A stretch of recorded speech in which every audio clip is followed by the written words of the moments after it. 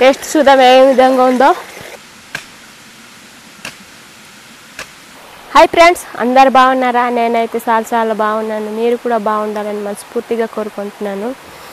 అలాగే కొత్తగా చూస్తున్నట్లయితే నా వీడియోని లైక్ చేయండి, షేర్ చేయండి, కామెంట్ చేయండి ఫ్రెండ్స్. అలాగే నా ఛానల్ అయితే సబ్స్క్రైబ్ చేయండి ఫ్రెండ్స్. ఈరోజు అయితే నేను క్యారెట్ చేనికి అయితే వచ్చాను. క్యారెట్ విత్తనాలు విత్తేసి అయితే తూగుతామనేసి అయితే నేను కొండకైతే వచ్చాము. చూడండి, గడ్డి మొలిసిపోయింది, తిరిగి మళ్ళీ మొలిసిపోయింది. ఈ లక్కీ కంపెనీ అని విత్తనాలు అయితే తీసుకున్నాను. ఈ పంట అనేది కొండపూడు భూముల్లో మంచిగా దుంపలు అనేవి దిగుతాయి. ఈ విధంగా అయితే ఉంటాయి, దుంపలు అనేవి ఈ విధంగా దిగుతాయి. ఈ క్యారెట్ పంటకి ఎరువులు అనేవి మేము వాడము. ఆవు పేడ ఎండబెట్టేసి అయితే అవి ఎండబెడతాంనా ఇలాంటి పంటలు చోటుకి. అలాగే మేము పంట చేసే పైకి విత్తుకుంటాము. చల్లడం అయితే నాకు రావు. చిన్న పిక్కలు ఉంటాయి కదా, దళసరిగా పడితే దుంపలు అనేవి బలవవు. పలసగా ఏది పడాలి, ఈ విధంగా అయితే ఉండాలి. దుంపలు దిగ అయితే మొక్కలు ఎక్కువ దళసరిగా ఉంటే దుంపలు అనేవి దిగవు. అందుకనేసి మా ఆయన అయితే విత్తుతాడు. ఏ విధంగా విత్తుతాడో చూపిస్తాను ఫ్రెండ్స్ మీకు. ఇది ఓపెన్ చేస్తున్నాను డొక్క అయితే.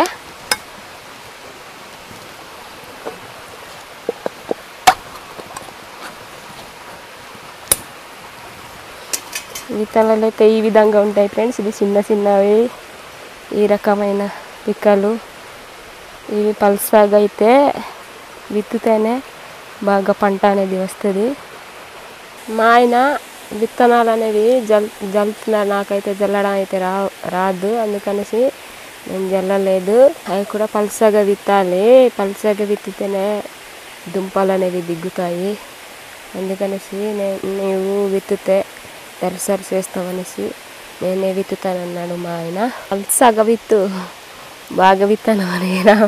కొంతమంది రైతులైతే ఈ విత్తనాలు జల్లడం తెలియక తౌడు అనేది కలిపేసి విత్తుతుంటారు. అలాగే కానీ ఇసుక కానీ కలిపేసి అయితే విత్తుతారు. మా ఆయన అయితే అలా కాదు, డైరెక్ట్గా విత్తుతున్నాడు. సగా మళ్ళీ ఎండాలు కాస్తుంది, కొంచెం దళసరిగా విత్తుతున్నాడు.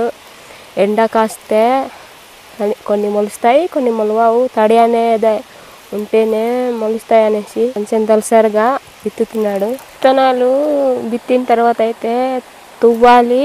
తువ్విన తర్వాత అయితే ఈ గడ్డి అనేది తీయాలి.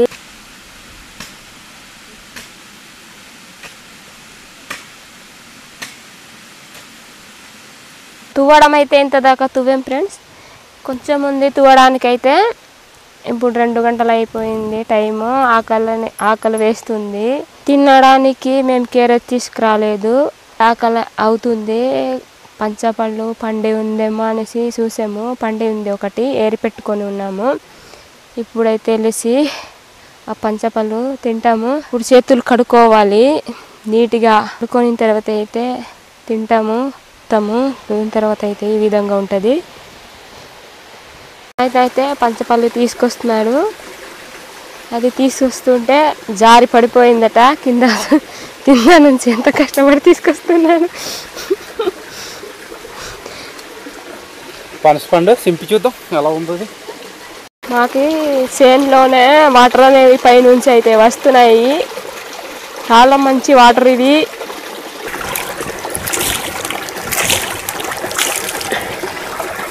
ఈ పంచపండు అయితే బురద పంచపండు, చేతితోనే సింపుకొని తినాలి. కజ్జా అయితేనే సింపలేము, అది కత్తి ఉంటేనే సింపుకుంటుంది. ఇదైతే బురద పంచ కాబట్టి మా ఆయన అయితే సింపుతున్నాడు. చూస్తుంటేనే నోరంతా ఊరిపోతుంది. చాలా టేస్ట్ ఉందేమో. సింపేసి ఇస్తే తింటాను నేను. నీట్గా సింపే బాగుంటుంది.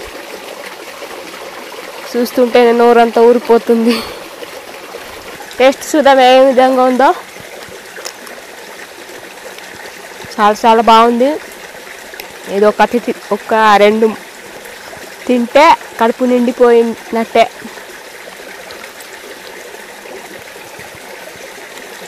మేము ఈ విధంగా కొండపూడు భూములు చేసేటప్పుడు అయితే ఈ విధంగా రకరకాల పళ్ళు అయితే తింటాము.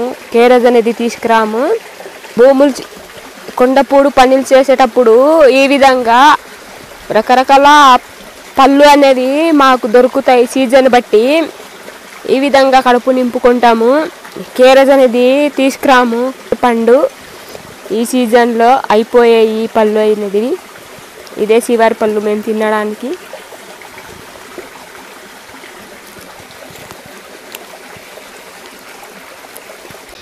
పంచపళ్ళు అయితే తింటే ఫ్రెండ్స్ కడుపు నిండింది. ఇప్పుడు కొంచెం శక్తి వచ్చింది. మళ్ళీ తూతున్నాం ఫ్రెండ్స్. కొంచెం ఉండిపోయింది కదా, అది టైం అయ్యేదాకా 2 years అయితే వెళ్ళిపోదామనేసి ఇప్పుడైతే మళ్ళీ తూతున్నాము.